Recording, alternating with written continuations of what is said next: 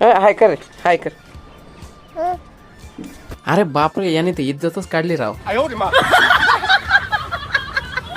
तर कसं आहे पब्लिक, आज आपलं चाललं होतं रुद्राच्या बर्थडेचं डेकोरेशन करायचं. आणि त्यात हा आपला डेकोरेशन वाला भाऊ फुग्यांच्या रिंगच्या नियोजनात चालू होतं. आणि त्यात आम्हाला दिलं होतं भाऊ वायरिंगचं काम. म्हटलं चालू होईपर्यंत थोडं लांबच थांबा भाऊ, काय आमचा भरोसा नाही. त्यानंतर मी आणि मामांनी केलं लाइटिंगचं काम चालू. आमचं काम चालूच होतं तेवढं डेकोरेशन वाल्यानं मस्त खुर्च्या आणि मॅटिंग आतरून ठेवल्या होत्या. आणि त्यात या दादाने तर रिंग तर बनवून घेतली होती, पण ही रिंग वर कसं घेऊन जायचं हेच मोठं टेन्शन होतं. म्हणलं जाऊ दे, काय होईल, फक्त आवाजच येईल. त्यानंतर डेकोरेशन एकदम नियोजनप्रमाणे चालू होतं. आणि पुढचं नियोजन करण्यासाठी आला होता शिवा. आणि हाच तो सर्व ज्यांनी आमची फार इज्जतच काढली होती भाऊ. आणि मनाला शांतता तेव्हा झाली जेव्हा लाईट इज्जतीत चालू झाली.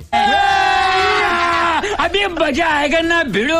आणि सर्व लाईट रात्री चालू झाल्यानंतर फोटो तो काढणे बनताच ना भाऊ. आणि फोटो काढणं म्हणजे रुद्राच्या समोर फुगे घेऊन वाजवणं. आणि सर्वांचे फोटो काढल्यानंतर घेतला आपण केक वगैरे कट करून. नंतर सर्व आवरल्यावर घे म्हटलं माझे बी 2 फोटो काढून. या मग पुढच्या बर्थडेला केक खायला. तोवर चला.